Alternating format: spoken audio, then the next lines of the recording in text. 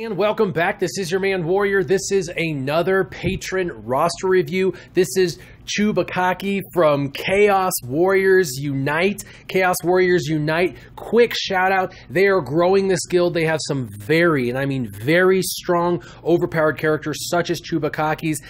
They have tons of great characters, but they are looking for some new individuals that are strong, level 85, and are ready to tackle the heroic AAT. They can smoke a heroic Rancor. They're almost there. They're looking for a couple more really good level 85 guys who are not in a guild that they're happy with, that are really looking to do heroic AAT.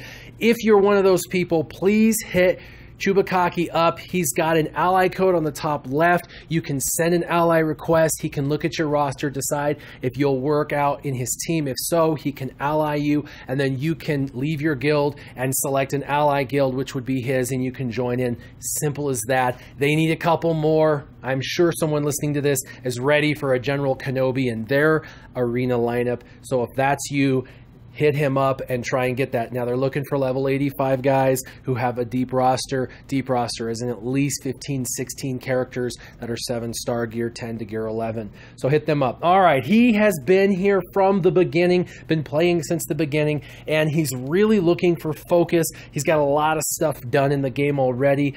He's building this guild again, like what we talked about.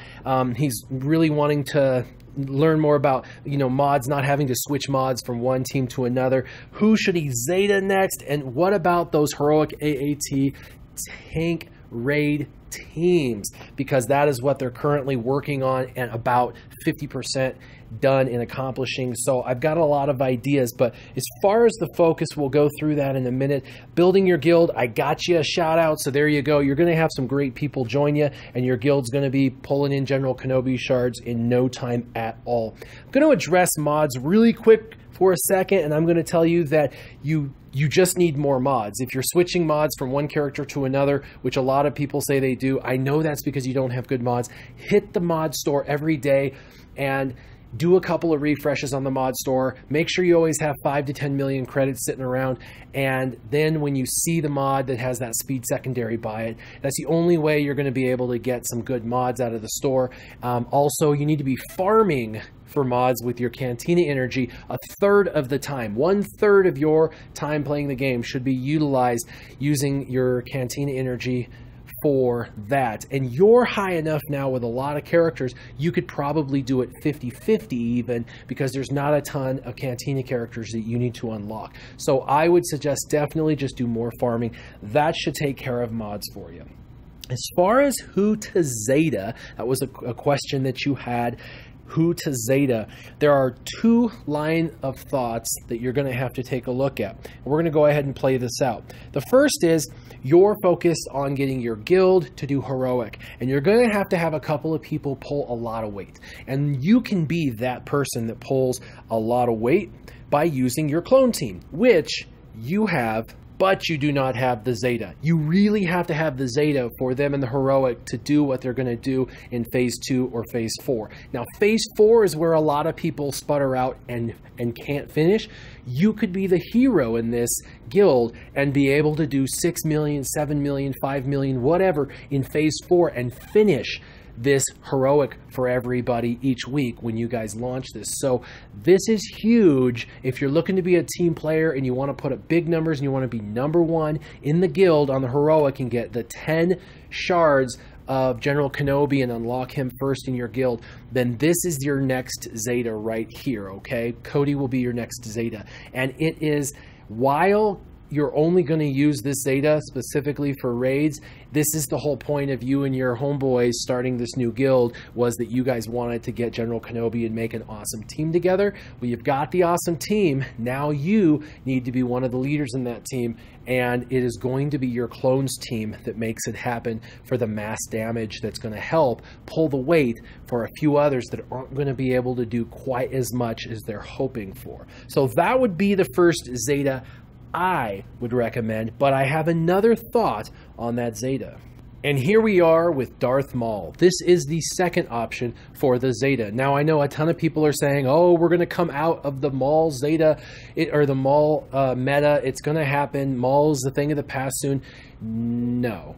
These metas change slowly. It takes months to go into a meta. It takes months to come out. And even then, the current meta that was the current meta 6 months ago is still happening on 85% of every leaderboard. For example, Wedge and Biggs were huge 4 months ago.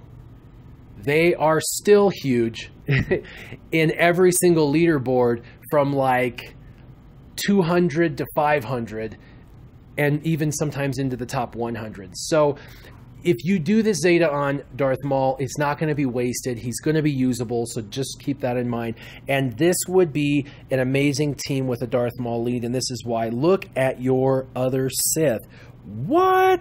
You have almost every Sith completely maxed out. You could make an amazing Sith team, and we know the Sith teams can just chew right through all of the teams. So if you're looking to get higher in Arena and you want to start getting higher payouts than what you're currently getting, you could completely use a Sith team to make that happen. And so you could do that. So if your focus is to get better at Arena and be higher in Arena for yourself so you can do further development, then you want to do Darth Maul as your next Zeta. If you're looking at being more of a team player, then you're going to want to do Cody's Zeta. Now, you asked for a focus of what you should focus on, and you have a very deep roster, so it's really difficult to tell you, to do X, Y, and Z when you have so much of it done. But I do have a few people that stuck out that I really want you to finish. All right, there's going to be 4 individuals I want you to finish, and 2 of them come out of your Rebels, and that is Jyn Erso. She's going to help you in the Rancor raid. She's going to help you. You can use her as a leader in the Heroic AAT. You can use her as the leader for Phase 4 with your Rebels. So you definitely want to finish her up. You've got her 6-star, Gear 6, so you definitely want to finish her off. And the other is Cassian. Now, you have K2SO, Baze, and Chirrut already, so you need to do Cassian, and it looks like your Cassian is a 5-star Gear 2 or 3, looks like Gear 2, so you've got a lot of work with Cassian, and Cassian is really kind of one of the most important Rebels in a Rogue One team. Now, you may not be wanting to do a Rogue One team, but you have the makings for a phenomenal Rogue One team, so there's really no reason not to, since you have so many other characters already maxed out and you're looking for some direction and some focus. Now, there will be future characters that come out in the game, and you might change your focus when that happens, but live in the moment, spend time in the moment, focusing on what you have control over, which is what you have in your inventory. And so Cassian and Jyn are 2 of 4 people, or 2 of 4 characters in the game that I would say you should focus on. The next 2 that I think you should focus on come directly out of your Sith team and are actually 2 of your weakest Sith, and that is Darth Nihilus and Sith Assassin. Darth Nihilus will be usable for the next 2, 3, 4, however long this game goes. He'll be usable in your teams. So definitely make sure that you get him up. He's critical in so many team compositions. He is exactly anti-meta to the T. He'll be usable against any meta in the future. He's usable against any current meta. He's a phenomenal character. Even at 3 stars, I've already mentioned that at 3 stars, he is essentially a powerhouse as strong as he is at 7 stars. You lose a few thousand health and about 50 points of armor, that's it. The rest of it, his protection is over the top as a 3-star, and his speed will always be the same whether he's 3-star or 7-star. So get your Darth Nihilus up for your teams, for any of the team compositions you decide to do. And the second, because you have such an amazing Sith lineup, you really need to give them the edge, and the only edge that you can give to your team is speed over other Darth Maul teams, and that only way you can do that is through Sith Assassin. Otherwise, you're going to be beat every time by someone else who has a Darth Maul lead with a Sith Assassin behind him. So you want to get your Sith Assassin up. That is going to help you. So focus on those 2 Sith and those 2